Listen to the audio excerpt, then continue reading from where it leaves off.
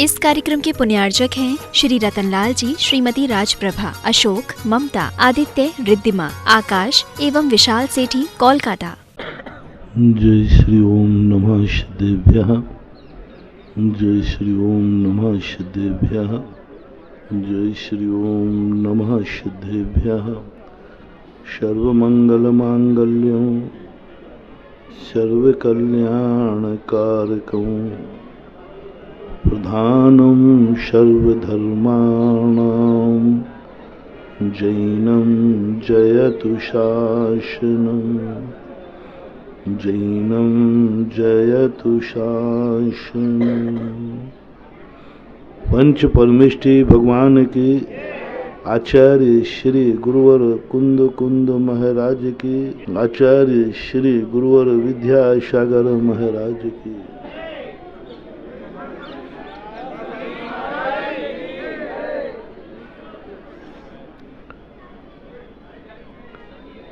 जब व्यक्ति दुनिया के संबंध में सोचता है तो दुनिया का जो परिवर्तनशील स्वभाव है उसमें वो आश्चर्य को प्राप्त होता है। हर व्यक्ति यह सोचने को मजबूर होता है प्रकृति में परिवर्तन है तो मेरा परिवर्तन क्यों नहीं होता। कुछ लोग सोचते हैं कि प्रकृति में परिवर्तन ना होता तो बहुत अच्छा होता। ये दोनों में जब व्यक्ति का बैठ कर के निर्णय करते हैं तो वे जीव ज्यादा पाए जाते हैं जो परिवर्तन चाहते हैं, क्योंकि संसार में हर व्यक्ति दुखी है और दुखी व्यक्ति अच्छे दिन की कामना करता है और वह सोचता है कि मेरा दुख किसी प्रकार परिवर्तित हो जाए, लेकिन वह भूल जाता है कि हमारी जिंदगी का परिवर्तन प्रकृति के हाथ में नहीं है, हमारे स्वयं के हाथ में।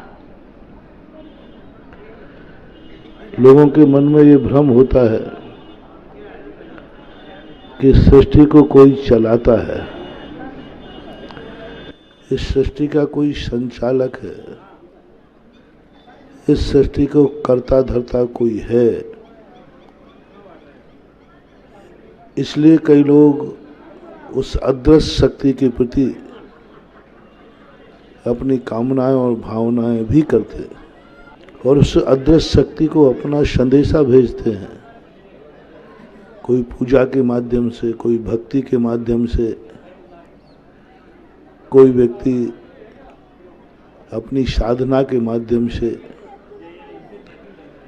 और यह उसमें संदेशा में भावना निहित रहती है कि यदि इस दुनिया का रिमोट कंट्रोल किसी के हाथ में है तो मेरी जिंदगी को परिवर्तित करो। मैं जिस रूप में जी रहा हूं यह जिंदगी से मैं संतुष्ट नहीं हूं। कई लोगों ने ऐसा मान लिया है कि ये दुनिया भगवानों के हाथ में है, कोई भगवान नाम की शक्ति है जो इस दुनिया को चलाती है। यदि वह खुश हो जाए तो हमारी जिंदगी में खुशहाली आ जाएगी और वह खुशहाली हमारी जिंदगी की बहुत बड़ी उपलब्धि है। इसलिए कई लोग भगवान के भरोसे भगवान की मिन्नत करते हैं, भगवान को मानते हैं, भगवान मेरी जिंदगी में परिवर्तन लाओ। महानुभाव, भगवान एक परम दयालु है, बहुत बहुत दयालु है वो। यदि उसके हाथ में दुनिया होती तो वो दुनिया में किसी को दुखी बनाता ही नहीं। वो तो परम पिता परमात्मा है, वो तो पिता का रूप है, वो तो निरंतर भावना भाता है। परमात्मा की एक पहचान होती है, भगवान का एक ऐसा लक्षण होता है जिसके अंदर एक भावना होती है, सुखी रहें सब जीव जगत के, कोई कभी न घबरावे, बैर पाप अभिमान छोड़ जग, नित्य नए मंगल गावे। सारा जगत सुखमय हो। जिसकी ऐसी पवित्र भावना हो, क्या कोई व्यक्ति अपनी भावना के खिलाफ कोई कार्य करता है? अपन लोग हैं, अपन लोगों की जो भावनाएं होती हैं, अपन वैसा ही कार्य करते हैं या भावनाओं के विपरीत कार्य करते हैं? तो भगवान अपनी भावना के विपरीत कार्य क्यों करेगा? क्यों हमारे लिए दुखी करेगा? क्यों हमारे लिए बीमार करेगा? परमात्मा के हाथ में दुनिया होवे तो क्या परमात्मा, आप बोलना बंधु, बहुत अच्छा प्रसंग है। यदि ये सारी दुनिया किसी भगवान या किसी महाशक्ति के हाथ में है तो क्या वो, आप लोग सब अपने अपने अंदर से पूछना, क्या ऐसी महाशक्ति जो हमारे भगवान हैं, हमारे गुरु हैं, हमारी महाशक्ति हैं, क्या ऐसा व्यक्ति कोरोना जैसी महामारी फैला सकता है? बोलो, किस किस को अपने अपने भगवान पर ही भरोसा महाराज, हमारा भगवान फैला सकता है? आपको अपने अपने भगवानों पर संदेह है कि हमारा भगवान महाराज बहुत निर्दयी है, बहुत कठोर है, उसको तो बस मुर्दा चाहिए, मरे हुए जीव चाहिए, इसलिए हमारे भगवान ने यह कोरोना फैलाया है। ये कौन भक्त है हमारे भारत का जो ये आरोप अपने भगवान पे लगा सकता है? कोई भी बोल सकता है।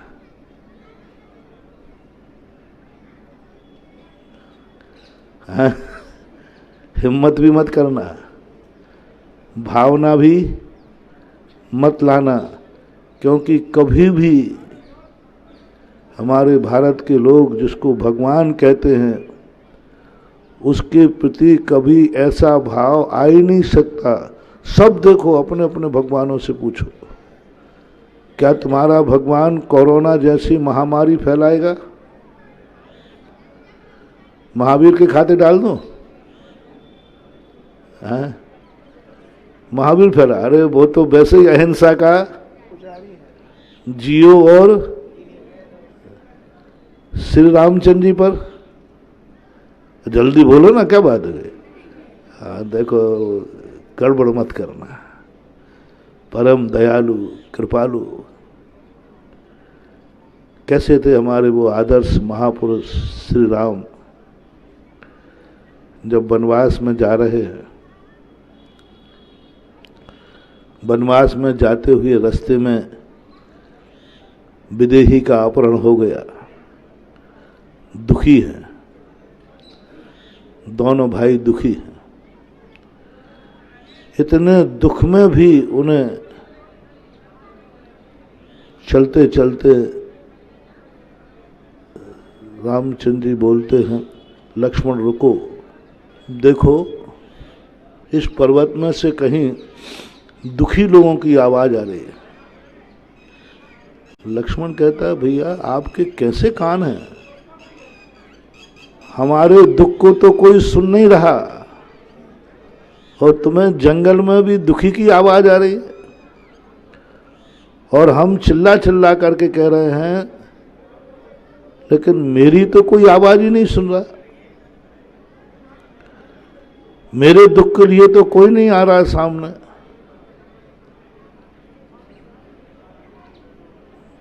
भैया ये आपका नेचर ठीक नहीं।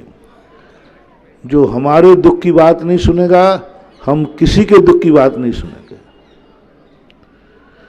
जो हमारे दुख में काम नहीं आएगा, मैं भी किसी के दुख में काम नहीं आऊंगा। मेरे ऊपर कितना दुख टूटा है, लेकिन कोई भी जंगल में उनके आवाज को नहीं सुन रहा है। न आकाश से, न पाताल से, न कहीं से कोई नहीं सुन रहा।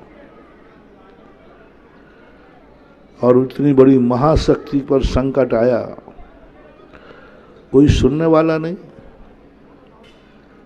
कोई सहयोग देने वाला नहीं, कोई सहायता करने वाला नहीं, कोई दो शब्द सांत्वना के भी देने वाला नहीं। और कितनी आवाजें दे दे कर कह रहे हैं, कोई हो तो बताओ, मेरे जीवन का ये दुख है। जिसका किसी ने नहीं सुना, जिसके दुख की आवाज किसी ने नहीं सुनी, वो सारे जगत के दुखियों की आवाजें सुनता है। लक्ष्मण कहते हैं, रामचंद्र जी कहते हैं, लक्ष्मण दुनिया मर्यादा पुरुषोत्तम नहीं है, मैं मर्यादा पुरुषोत्तम। यदि दुनिया दुखियों की आवाजें सुनने लग जाए तो दुनिया भगवान हो जाए। भगवान किसे कहते हैं?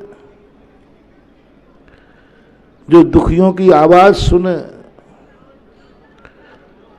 दुखियों का सहयोग करे, दुखियों के लिए कुछ प्रयास करे कि ये इनका दुख मैं किसी अपेक्षा से कर पाए या न कर पाए, लेकिन सुने तो सही।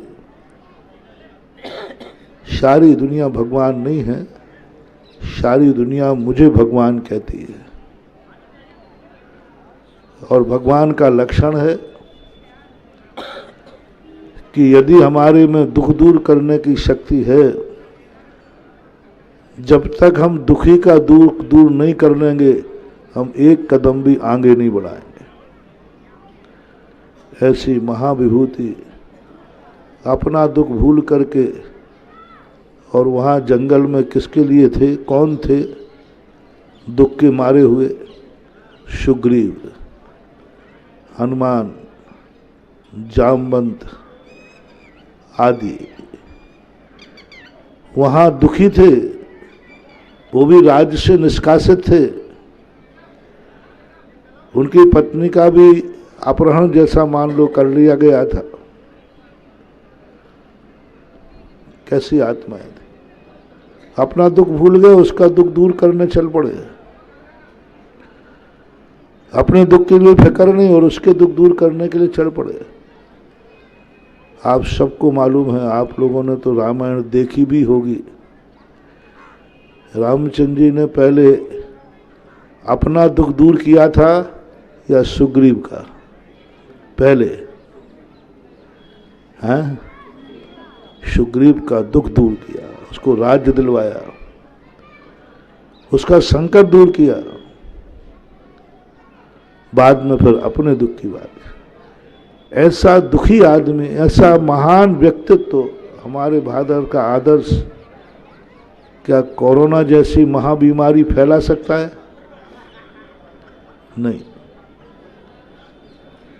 वो तो निरंतर भावना भाता है, सर्वे भवन्तु सुखिनः, सर्वे भवन्तु निरामयः, सर्वे भद्राणि पश्यन्तु, माँ कश्चित् दुख भाग भवेत्।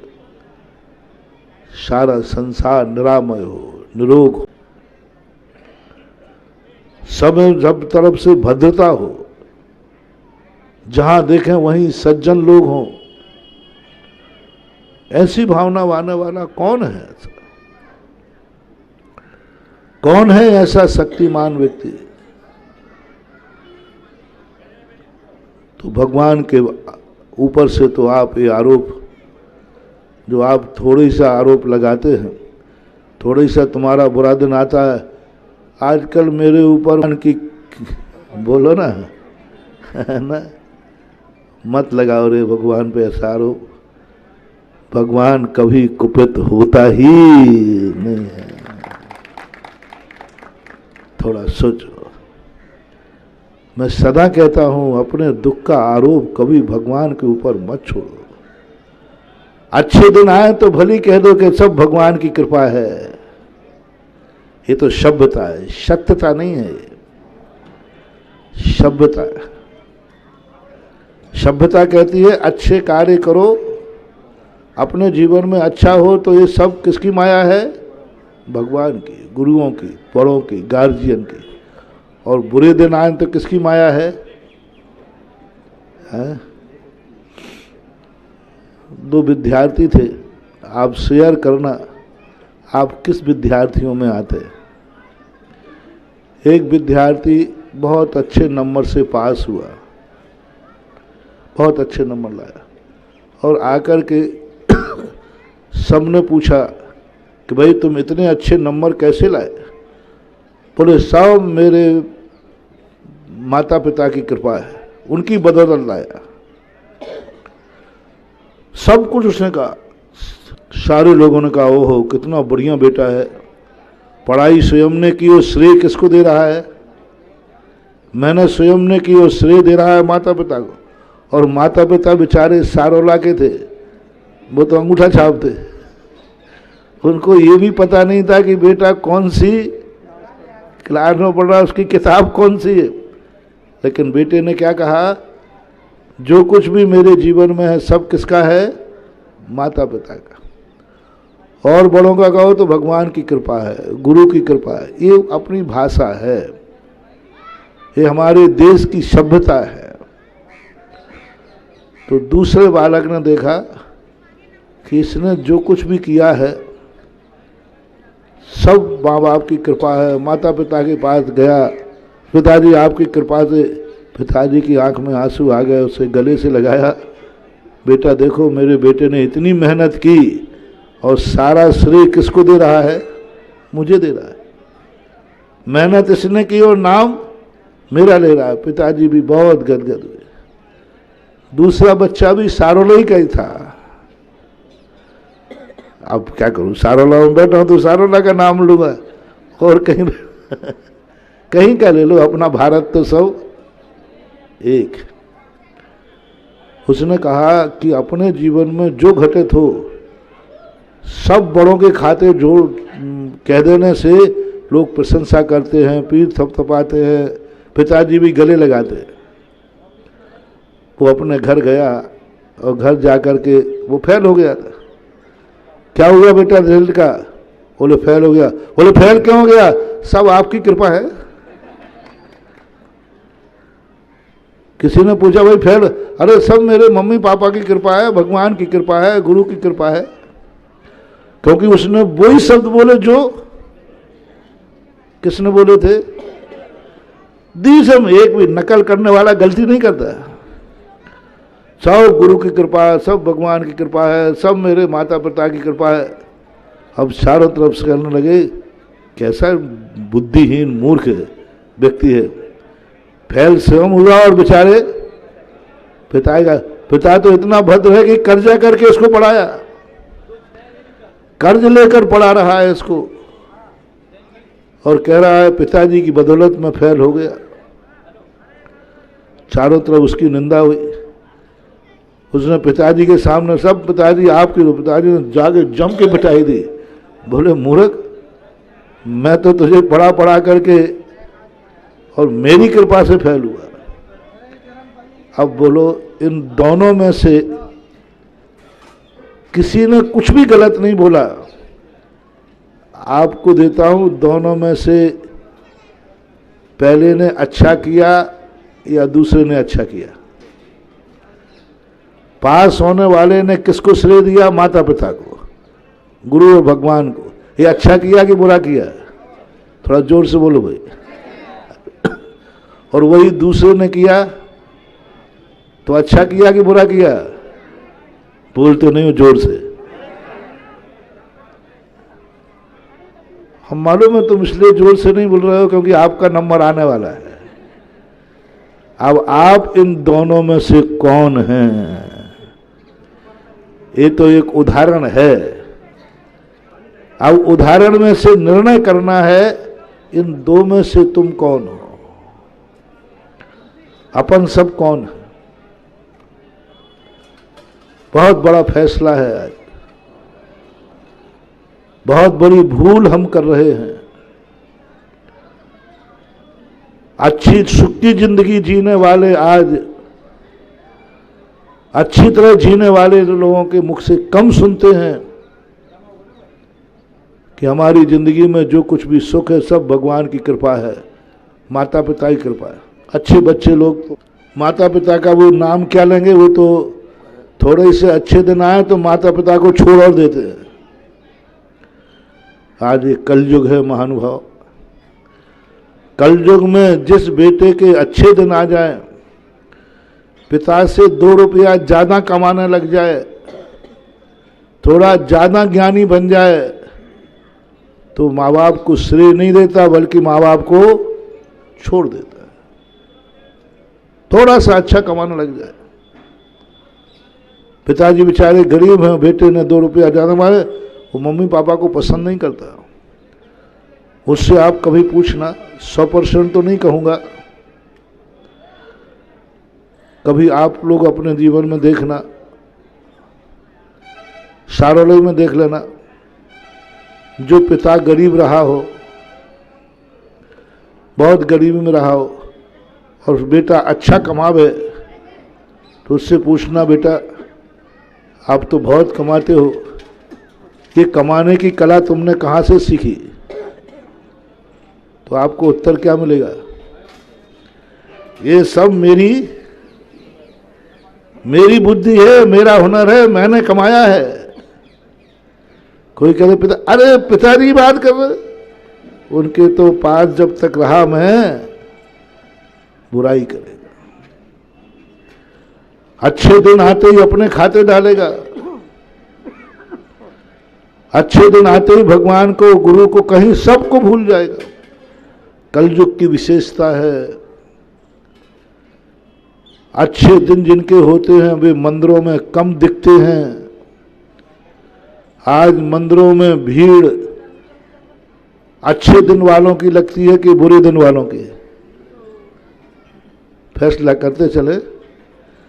आज मंदिरों में अमीरों की भीड़ लगती है कि गरीबों की? आज मंदिरों में सुखी की भीड़ ज्यादा लगती है कि दुखी की? दुखियों की, दुखियारों की। सुखी व्यक्ति तो मंदिर दिखते ही नहीं, वो कहता क्या भगवान का नाम लेना, देखो बिना भगवान के नाम लिए मैं सुखी हूं। सतयुग में और कलयुग में इतना ही अंतर है। सतयुग में सुखी आदमी भगवान को याद करता था और कलयुग में दुखी आदमी याद करता है, ध्यान रखना।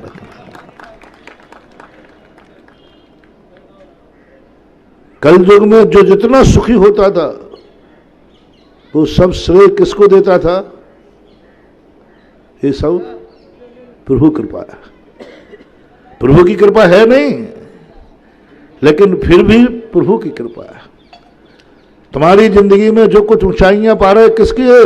सब माता पिता की कृपा है, गुरुजनों की कृपा है, और उन बेचारों की कोई कृपा नहीं। भगवान कहते मैंने कुछ किया ही नहीं, गुरु कहते मैंने कुछ किया ही नहीं, माता पिता कहते मैंने तो कुछ किया ही नहीं। लेकिन बेटा क्या कहता है? भाई तेरे माता पिता तो कह रहे थे कि भाई तू तो, मैं तो ये भी मालूम नहीं कि बेटा कौन सी क्लास में पढ़ता है। बोले ये बड़ों की महानता है, मेरे जीवन में जो कुछ भी है सब उन्हीं का हुआ है। ये क्या कहे? ये चौथे काल में होता था, सतयुग में होता था, और कलयुग आ गया है। जब भी अच्छा दिन आता है तुम्हारे लिए मंदिर याद नहीं आते, शराब खाना, मय खाना याद आता है। 2 पैसा तुम्हारे हाथ में आते हैं तो तुम्हें पुण्य का भाव नहीं होता, धर्म का भाव नहीं होता, पाप का भाव होता है, ऐश करने का अभाव होता है। अय्यासी करने का भाव होता है, बुरे कर्म करने का भाव होता है। यही हमारे देश का सबसे बड़ा दुर्भाग्य है। हमारे देश की गरीबी का मूल कारण है कि अमीर के पास पैसा आया नहीं और उसने अय्यासी की नहीं। हमारे देश के गरीब हो ही नहीं सकता, भारत में कोई गरीब हो नहीं सकता, और मजदूर वर्ग तो कभी गरीब हो ही नहीं सकता। आज दुनिया में यदि सच्ची कमाई है एक नंबर की, तो मजदूरों की कमाई है, पसीने की कमाई है, पसीने की कमाई है। मजदूर पसीने से कमाता है, खून पसीने से कमाता है, मेहनत करता है। लेकिन दुर्भाग्य है महानुभाव, पाप की कमाई से यदि कोई व्यक्ति पाप करता है तो उसको उतना बड़ा पापी नहीं होता। बहुत अच्छा एक सूत्र दे रहा हूं तुम्हारी जिंदगी के लिए, सारे ग्राम वासियों के लिए जो हैं वो ले ले, में जो नहीं आए हैं उनको तुम दे देना।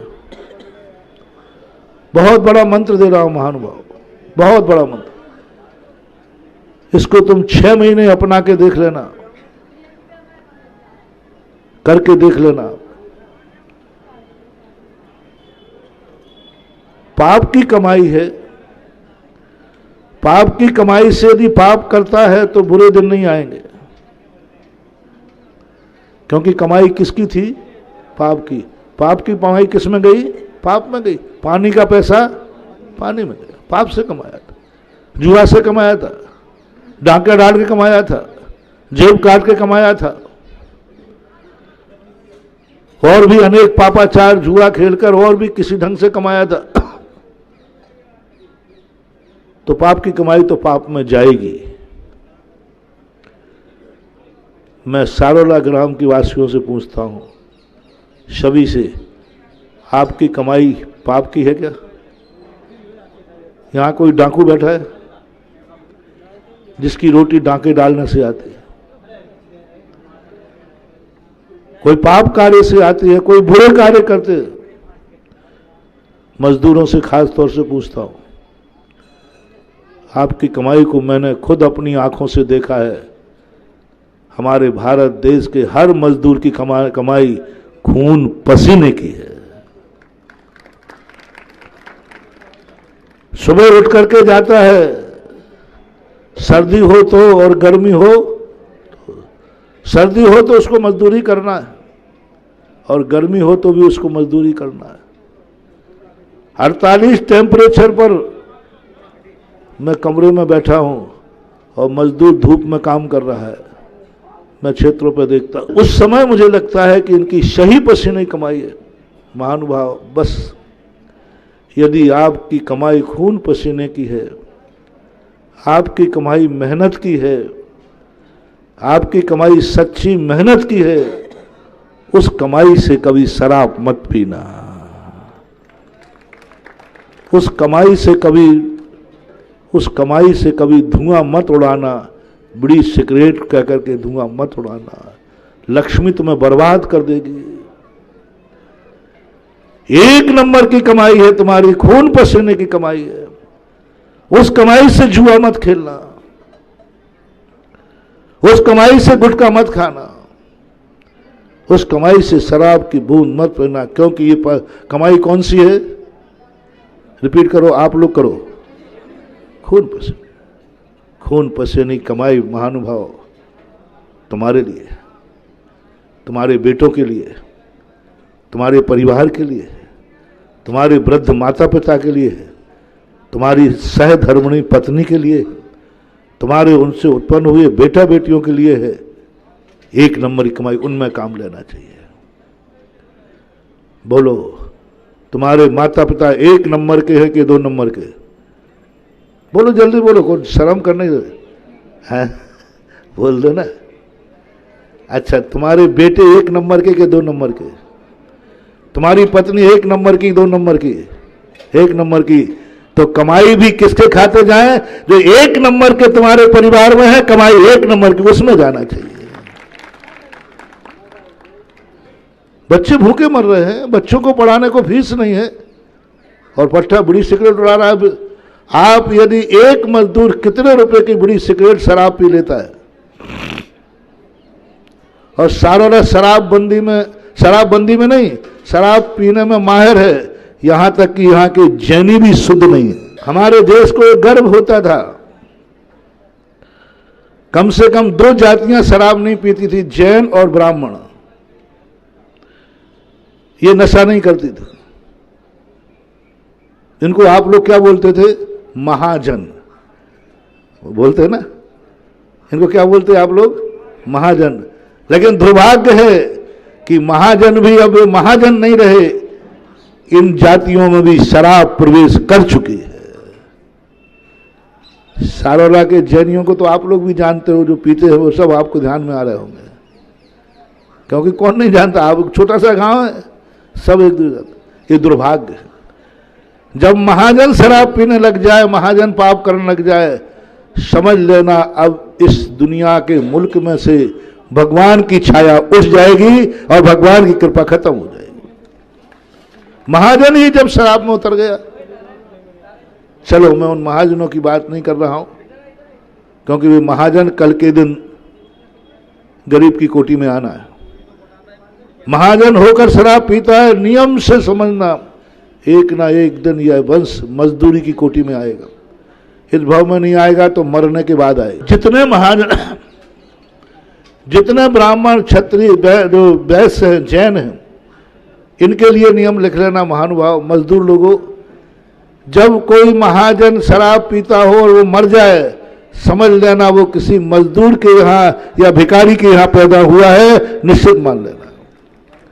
क्योंकि महाजन ने, शराब पीने वाला व्यक्ति नियम से किसी भिखारी के यहां जन्मता है, नियम से। कोई इनके तो रोक नहीं सकता। ये आगम का वचन है, क्योंकि उसने महाजन पद को, महाजन जाति को कलंकित किया है, तो उसको ऐसे कुल में जाके पैदा करते हैं जहां जन्म से सभी लोग शराबी होते हैं। जो जिस पद पर रहकर जो करता है उसका मरण वहीं होता है। मैं मजदूरों से बात कर रहा था, महाजनों की तो बात बता दी। और जो महाजन सुन रहे हो, आप अपना भविष्य देख लेना। आपका बेटा, आपका परिवार, आप यदि शराब को, जुआ, गांजा, भांग आदि पीते हैं तो आपका ये अंतिम महाजन भव है। इसके बाद आप 100 भवों तक दरिद्रता का मुख देखेंगे, क्योंकि आपने महाजन पद को कलंकित किया है। अब मैं मजदूर की बात करता हूं। एक मजदूर कितने की बीड़ी सिगरेट पी लेता है? सरपंच जी,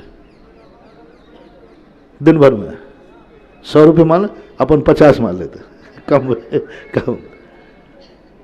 और शराब कितने % शराब पीते हैं मजदूर? परसेंटेज 50% तो मान लें, 80% मानते हैं। 80% शराब पीते तो 50 रुपए की तो आती होगी शराब, 20-25 रुपए की है, 70 ठर्रा देसी कुल मिलाकर के 100 रुपए का खर्च उसका हो जाता है। और उसके बेटों को पढ़ाने की फीस नहीं है। कैसा बाप है, कैसा बाप है ये। 100 जन्म तक महानुभाव ध्यान रखना, जिस बाप के पास शराब को पैसा है, बीड़ी सिगरेट के धुआं उड़ाने को पैसा है, और बेटे को पढ़ाने का पैसा नहीं है, ऐसा 100 जन्म तक ऐसा बाप हिजड़ा होता है, नपुंसक होता है, कभी बेटे का मुंह नहीं देख पाता। क्यों? बीड़ी सिगरेट को पैसा है, और बेटा जिसको जन्म दिया तुम्हारा खून है, उसको पढ़ाने को पैसा नहीं, उसको खाने को पैसा नहीं। जिस माँ बाप से जन्म लिया, उस माँ बाप की दवाई के पैसा नहीं। कुछ गलत तो नहीं बोल रहा है कि नहीं? माँ बाप बीमार हैं, हमारे पास आते हैं, और बेटा कहां है? आज मजदूरों के लिए कितना पैसा मिल रहा है। आज अब एक उदाहरण तो मैं देता हूं, वहां पर उनके पास पैसा नहीं, माँ बाप की दवाई कराने को पैसा नहीं, और बीड़ी सिगरेट को पैसा है, शराब के लिए पैसा है। 100 जन्म तक अनाथ हो गए महानुभाव। जो बेटा माँ बाप के बीमारी के दवाई का पैसा नहीं है और शराब गुटखा अय्याशी में उड़ा रहा है, ये 100 भव तक अनाथ होता है। जन्म तो होगा लेकिन माँ पिता की गोद। इसलिए महानुभाव अपने शौक छोड़ करके सबसे पहले माता पिता को संभालो। न जन्म दिया है, सारे शौक छोड़ करके अपने बेटों को संभालो, उनका भविष्य तुम्हारे हाथ में है। मैं तो कहता हूं कि मजदूर को एक नियम लेना चाहिए, यदि आप मजदूरी से दुखी हो कि मेरी जिंदगी में मजदूरी हुई लेकिन मैं कुछ भी कर लूंगा, अपने बेटा को मजदूर नहीं होने दूंगा। और मैं सारे मजदूरों की तरफ से मैं एक तुम्हारे लिए आशीर्वाद देता हूं, यदि आप अपना पैसा गलत कार्यों में न लगा करके बेटे की पढ़ाई में लगा दे, आप जैसी मजदूरी वो नहीं करेगा, वो कुछ अच्छे पद पर जाकर पढ़ करके एक अच्छा इंसान बनेगा। गरीबों को तो ये बेचना ठीक है, अमीर अय्याशी अमीर लोग करते हैं, अमीर लोगों के पास पैसा है, वे पीते हैं शराब, मरेंगे वो दुनिया में जाए। तुम तो गरीब हो, तुम्हारी तो पसीने की कमाई है, खून पसीने की कमाई है तुमने। तुम तो ऐसी ठंड में भी जाकर के मजदूरी करने निकल पड़े, तुम तो ऐसी गर्मी में, तुम्हारी तो खून पसीने की कमाई को महानुभाव नहीं नहीं नहीं। आज तुम्हारे लिए भारत का गुरु संत एक संदेशा देने के लिए निकला है कि आपकी 1 नंबर की कमाई से पाप मत करना। 1 नंबर की खून पसीने की कमाई से कभी जुआ शराब तंबाकू गुटखा नहीं खाना, नहीं तो ये लक्ष्मी ऐसा अभिशाप देगी 100 भवों तक। आज मजदूर बने हो, कल भिखारी नहीं। अभी रहने दो, अभी जो ओ भाई विनोद डिस्टर्ब नहीं है, बस थोड़ी देर का टाइम है, जो जहां है वही ठीक है। अन्यथा तुम्हारी जो आज मजदूरी की हालत है, कल भिखारी की हालत होगी। आज मजदूर हो, कल भिखारी होगे, मजदूरी करने लायक भी नहीं रहोगे। फिर तुम कहोगे महाराज जी मैंने ऐसा कौन सा पाप किया? तुमने पाप किया था अपनी खून पसीने की कमाई अपने परिवार के लिए खर्च ना करके शराब में, बीड़ी सिगरेट में उड़ाई थी। उस लक्ष्मी का अभिशाप है कि आज तो मजदूरी करने लायक भी नहीं बचे। इसलिए बहुत करुणा दया करके कह रहा हूं, बहुत आत्मीयता के साथ कह रहा हूं, सारोला ग्राम वासियों से बहुत आत्मीयता, तुम्हारे इसलिए और आत्मीयता है कि चांदखेड़ी क्षेत्र के पास तुम उसकी छाया में रहते हो। मैं नहीं चाहता कि मेरे प्रभु चांदखेड़ी बाबा की छाया में रहने वाला व्यक्ति का भविष्य इतना अंधकारमय हो कि आज महाजन है कल दरिद्र हो, और आज दरिद्र है कल भिखारी हो। प्रभु की छाया में रहने वाला तो आज भिखारी है, कल इंसान हो, आज इंसान है कल भगवान हो। प्रभु की छाया का यह परिणाम निकलना चाहिए। और आप लोगों के यहां जैनी, चांदखेड़ी की बाजू में रहने वाला जैनी शराब पी ले, इससे बड़ा अभिशाप क्या होगा?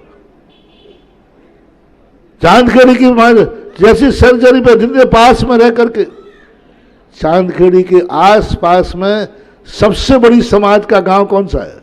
खानपुर तो वही माना जाता है। कौन सा है? सारोला। और सारोला ग्राम के लिए तो यहां के जैनियों का तो वो रूप होना चाहिए कि हर दिन सुबह से चांदखेड़ी क्षेत्र पर लोग अभिषेक करते हुए पाए जाएं। क्या कहें, तुम्हारे यहाँ की सुनकर के बड़ा तरस आता है। ये चांदखेड़ी में जाके क्या अभिषेक करेंगे? यहाँ तो यहीं के मंदिर में जाके अभिषेक नहीं करते, यहीं के मंदिर में जाके अभिषेक नहीं करते।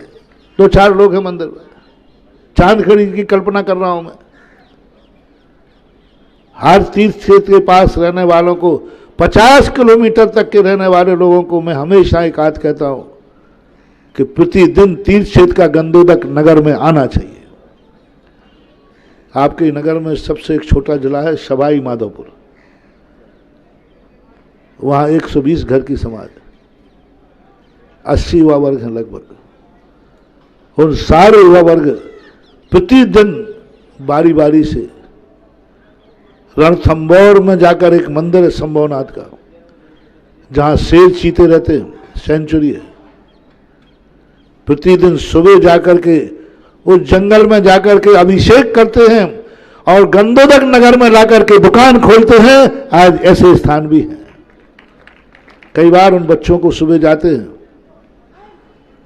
सुबह जाके देखते हैं, शेर चीते मिलते हैं, बेचारे वो खड़े हो जाते, गाड़ी खड़े कर लेते, शेर भी रास्ता दे देता है। 50 बार उनके जीवन में हुआ। सुबह जल्दी जाते और जाकर के वहां अभिषेक करते, शांति धारा करते और गंदोदक लाते, और नगर में जाकर गंदोदक का प्रवेश होता है। शारोला से क्या मैं ये उम्मीद कर सकता हूं? कैसे उम्मीद करूं? जिस जैनियों के हाथ में सुबह अभिषेक का लोटा होना चाहिए, उनके हाथ में शराब की बोतलें हों, तो मैं क्या करूं? उनके हाथ में यदि इस प्रकार की स्थितियां हों, चांदखेड़ी तो तुम क्या जाओगे, यहीं के मंदिर में जाकर के चले जाए तो भी चांदखेड़ी बाबा का आशीर्वाद मैं तुम्हें दिला दूंगा। ऐसी भूलें बंधुओं, आज तुम्हारे जीवन में सुख के दिन है, कल बुरे दिन आने में देर नहीं लगना।